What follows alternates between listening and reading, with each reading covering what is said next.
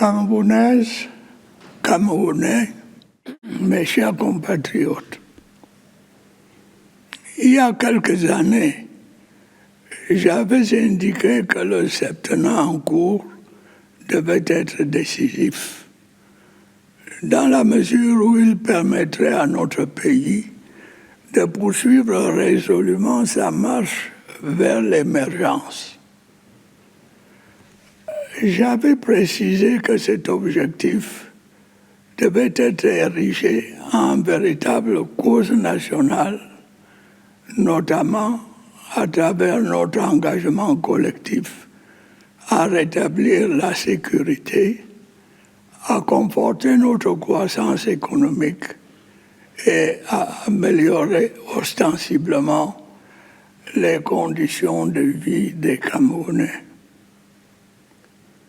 Un regard rétrospectif sur les années qui se sont écoulées depuis lors permet de constater que des avancées considérables ont été accomplies dans chacun de ces domaines.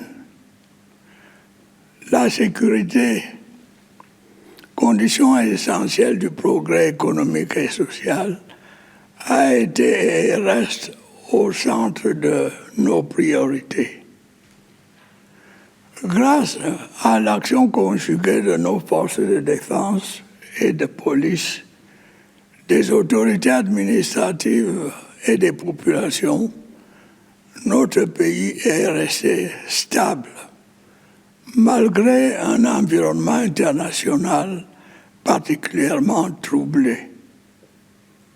Certes, quelques-unes de nos localités demeurent confrontées aux attaques lâches des groupes terroristes et à la grande criminalité. Je puis cependant vous assurer que tout est mis en œuvre pour assurer une paix durable sur toute l'étendue de notre territoire.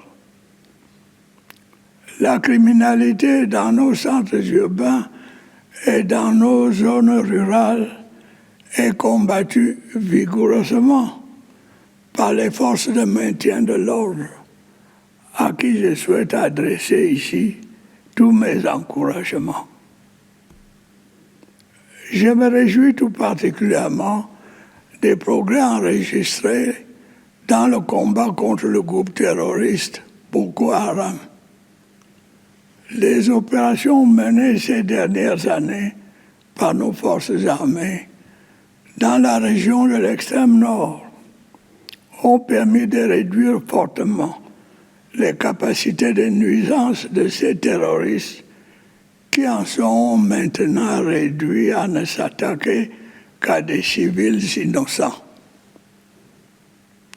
J'observe par ailleurs que le processus de reconstruction des régions du nord-ouest et du sud-ouest progresse, en dépit des atrocités commises par quelques bandes armées qui continuent leurs exactions, principalement contre la population civile. Je ne le dirai jamais assez.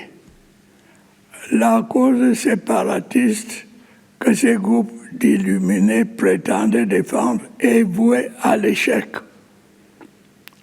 Le Cameroun restera un et indivisible.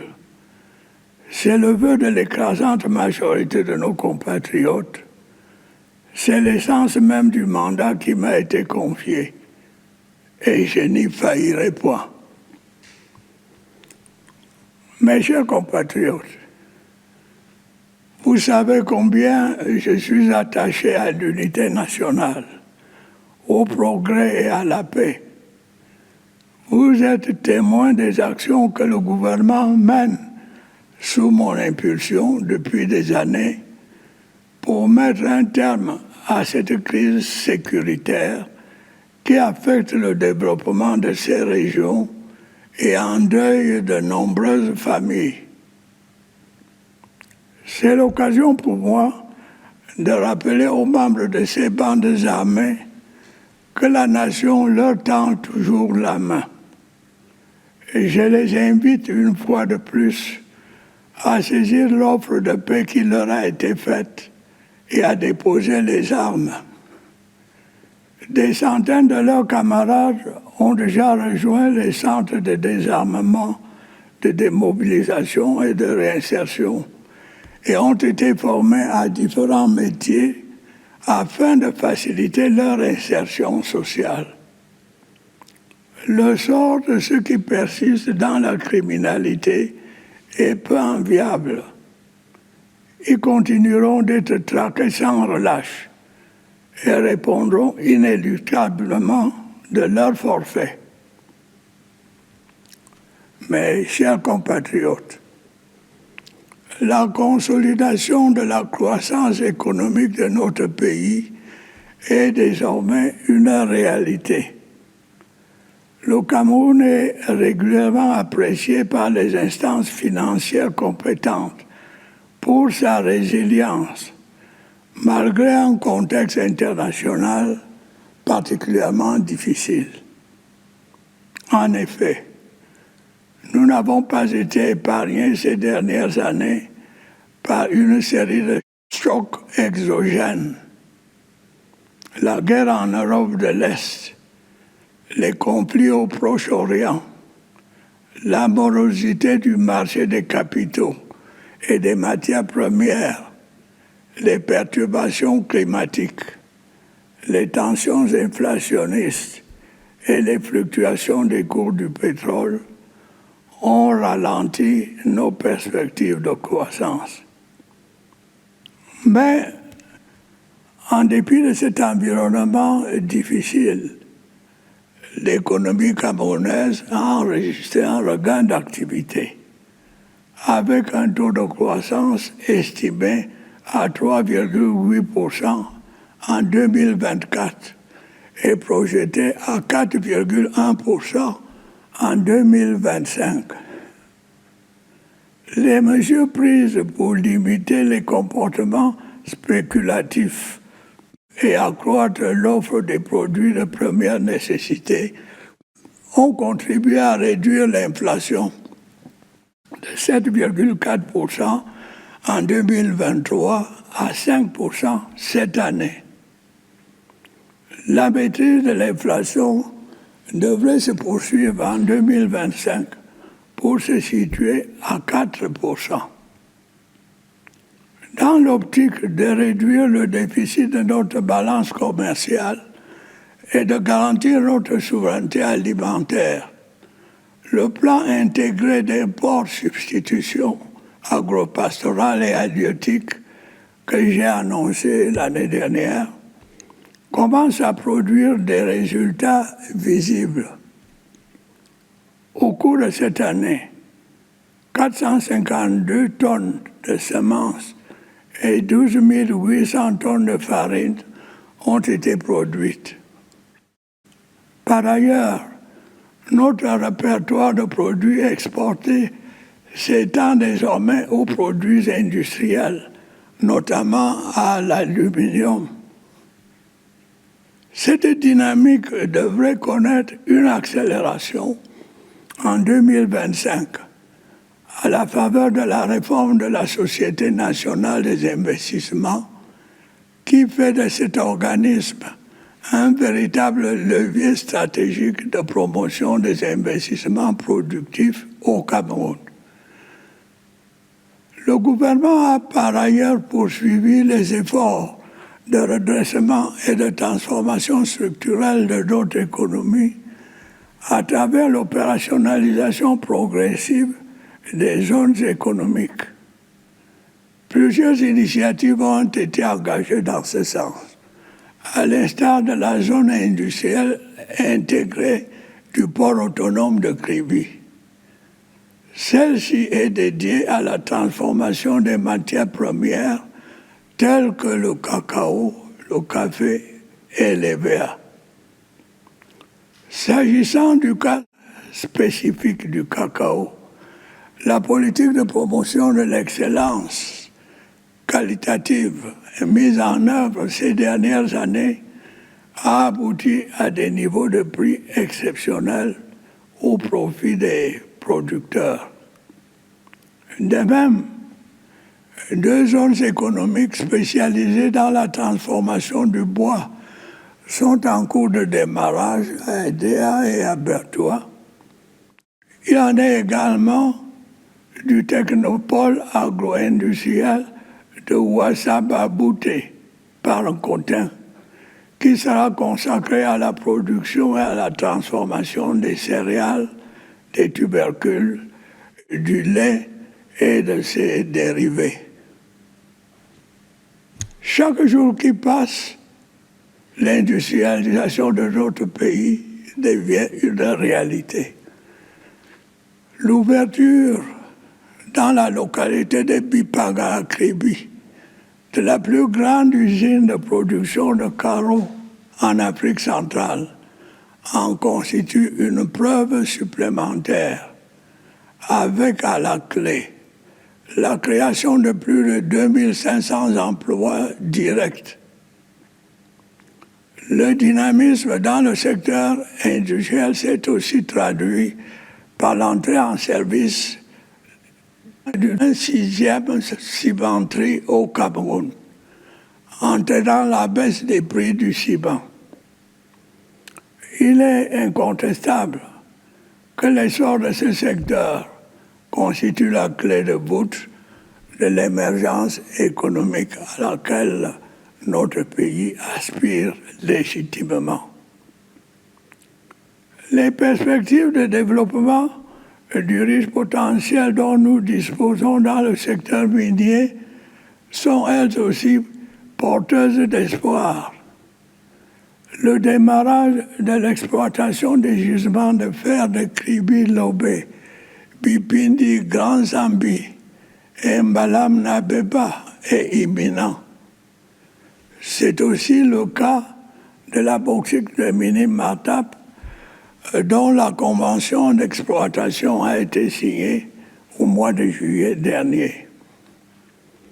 Je suis persuadé par ailleurs que la maîtrise des circuits de commercialisation de nos minerais va accroître le volume des ressources financières nécessaires à la réalisation de nos projets de développement.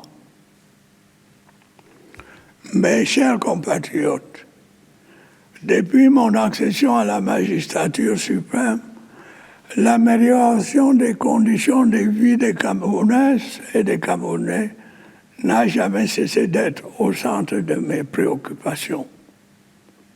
Sous mon impulsion, des efforts significatifs ont été consentis par les pouvoirs publics afin de garantir à nos populations un accès satisfaisant aux services sociaux de base. La forte poussée démographique que connaît notre pays a certes pu relativiser l'impact de ces efforts en raison d'une demande de plus en plus croissante. C'est pourquoi le gouvernement n'a cessé, sous mon autorité, d'accorder une attention particulière à la réalisation de projets qui contribuent à rendre meilleur le quotidien de chaque citoyen. Tel est notamment le cas de la fourniture en énergie électrique, dont l'importance pour le développement des activités économiques et la vie des ménages n'est plus à démontrer. L'offre en la matière a connu une amélioration substantielle grâce à l'achèvement cette année des travaux de construction de l'usine de pied du barrage de Lompangar et à la mise en service du barrage de Nachtigal. Le volume des investissements dans ce secteur stratégique est appelé à s'accroître à la faveur de la maturation de plusieurs projets hydroélectriques et photovoltaïques. Pour ce qui est des zones rurales notamment, la 4e phase du projet d'électrification des 1000 localités par l'énergie solaire va se poursuivre. Il en est de même de la construction de 360 centrales solaires dans les unités administratives non encore électrifiées, La réalisation de ces projets et le raccordement des réseaux interconnectés sud et nord permettra à terme de réduire les délestages et de résorber la fracture énergétique entre les régions méridionales et septentrionales de notre pays. L'approvisionnement en eau potable constitue également un défi majeur que le gouvernement s'est attelé à relever ces dernières années avec une détermination louable. La mise en service du projet d'alimentation en eau potable de la ville de Yaoundé a permis une nette amélioration de la desserte de cette agglomération. Une campagne de branchement de 8000 ménages au réseau d'eau potable a conséquemment été lancée dans cette ville. Dans la ville de Douala, les travaux de réhabilitation et d'extension de la station hydraulique de Japoma sont en cours, tandis que les études techniques du méga-projet d'adduction en eau potable de cette cité ont été finalisées. La remise à niveau des stations de production d'eau potable se poursuit dans plusieurs villes secondaires. Notre ambition est de doter chacune de nos localités d'une eau de qualité, à la mesure des attentes de nos concitoyens. Dans le même temps, nous allons poursuivre les efforts visant à améliorer l'offre des soins en renforçant le plateau technique des hôpitaux et en densifiant la carte sanitaire. C'est le sens de la récente mise en service des centres hospitaliers régionaux de Ngaoundéré et de Bertoua. Dans la perspective d'améliorer les performances du secteur, j'ai décidé de la contractualisation de 9 944 personnels de santé sur une période de 5 ans. Ce recrutement spécial contribuera sans doute à la réduction du chômage des jeunes diplômés dans le secteur de la santé, en même temps qu'il facilitera substantiellement la prise en charge des malades. Sur un tout autre plan, le dialogue entre le gouvernement et les organisations syndicales se poursuit dans le sens de la prise en compte des aspirations et des préoccupations des enseignants. Mes chers compatriotes, permettez-moi de dire un mot sur le réseau routier. Je suis conscient du sentiment de frustration qui vous habite au regard de la dégradation de nos voiries urbaines et interurbaines. Cette situation, vous vous en doutez bien, a un impact réel sur les activités économiques et est très souvent à l'origine de nombreux accidents de la circulation. Je puis vous assurer que l'état de notre réseau routier ne reflète pas les efforts et les sacrifices qui sont consentis pour sa réhabilitation et son extension. Les contraintes en la matière sont connues. Au premier rang de celles-ci, la disponibilité des financements. La pluviométrie vient ensuite. Je n'oublie pas non plus les problèmes de gouvernance qui nécessitent assurément des mesures fermes et diligentes, et j'y veillerai. Pour faire face à cette situation, j'ai instruit la réorganisation du fonds routier dans le sens d'accroître sa capacité à mobiliser les financements nécessaires à la réalisation des projets de construction, de réhabilitation et d'entretien des routes. Les insuffisances que je viens d'évoquer ne doivent cependant pas occulter les efforts méritoires que nous avons accomplis dans ce secteur, en dépit de nombreuses contraintes. Au cours de l'année qui s'achève, 446 km de routes ont été bitumées sur toute l'étendue du territoire national. En outre, près de 228 km de routes ont été réhabilités. D'autres projets de réhabilitation routière seront lancés en 2025, à l'instar des tronçons Bekoko, Limbe, Ideno et Mutengene-Boya. Après de longues négociations avec les bailleurs de fonds, plusieurs projets routiers prévus de longue date sont en voie de démarrage. Il s'agit des routes Ngaoundéré-Garoua et Bolva à Comde, Kribi et Mora-Kousseri.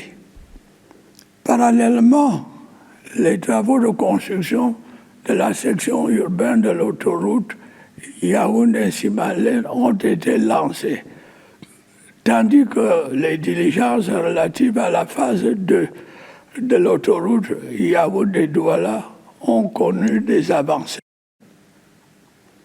Camerounais, mes chers compatriotes, tous les projets que je viens de mentionner et bien d'autres exigent pour leur mise en œuvre d'importantes ressources financières.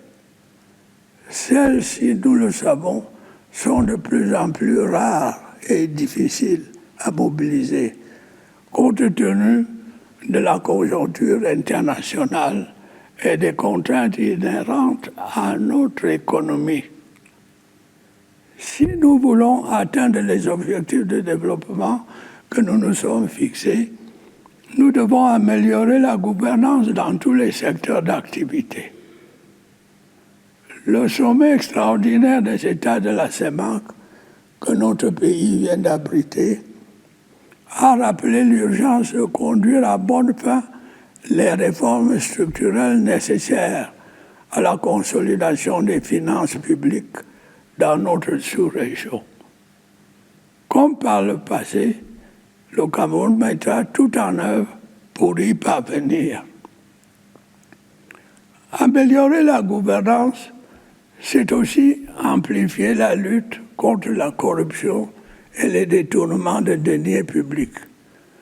C'est garantir une sécurité juridique aux investissements privés. C'est assurer la protection de la propriété foncière où certaines dérives ont été constatées.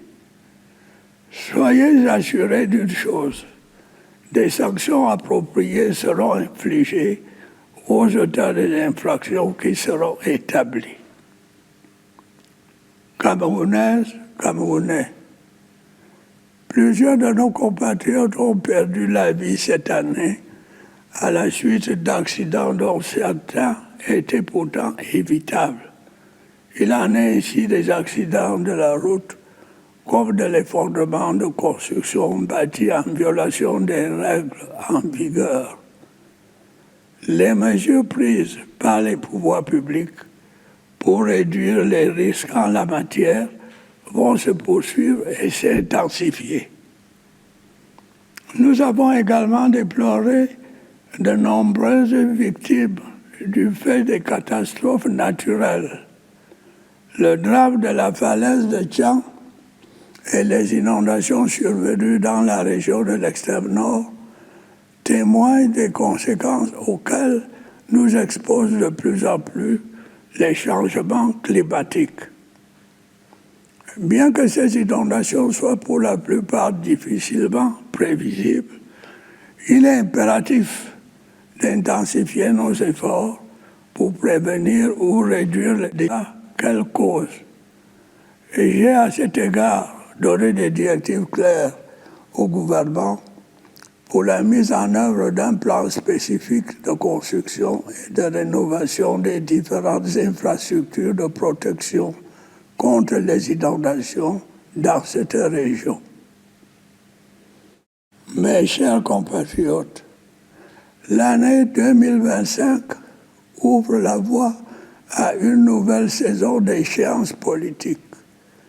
Le calendrier électoral prévoit l'organisation de l'élection présidentielle et des élections régionales, comme par le passé. Ce sera un grand moment de la vie nationale. Saisissons cette opportunité pour consolider notre démocratie. J'en appelle à la maturité et à la responsabilité de tous les acteurs. Ils devront veiller à ce que le calme règne avant, pendant et après les élections. Je suis bien conscient que certains de nos compatriotes continuent d'éprouver des difficultés pour s'inscrire sur les listes électorales en raison du défaut de carte nationale d'identité. Nombre d'entre eux se trouvent également de leur propre fait en situation de double identité. J'ai ordonné les mesures nécessaires pour faire face à cette situation qui devrait être rapidement réglée. Camerounaises, Camerounais, l'année 2025 qui commence s'annonce pleine de défis. Je ne doute pas un seul instant qu'en restant le peuple uni et soudé que nous avons toujours été, nous ne soyons en mesure de les relever. Oui, mes chers compatriotes, nous saurons ensemble, comme par le passé, transformer ces défis en opportunités. Et nous continuerons ensemble notre marche déterminée vers le progrès dans la sécurité et la paix. Je suis particulièrement sensible au soutien massif que vous n'avez cessé de m'apporter toutes ces années. C'est la raison pour laquelle je n'ai jamais ménagé aucun effort pour répondre à vos aspirations. Votre confiance m'honore et me sert de boussole dans l'action que je mène à la tête de notre cher et beau pays. J'ai pu vous assurer que ma détermination à vous servir demeure intacte et se renforce au quotidien face à l'ampleur des défis auxquels nous sommes confrontés.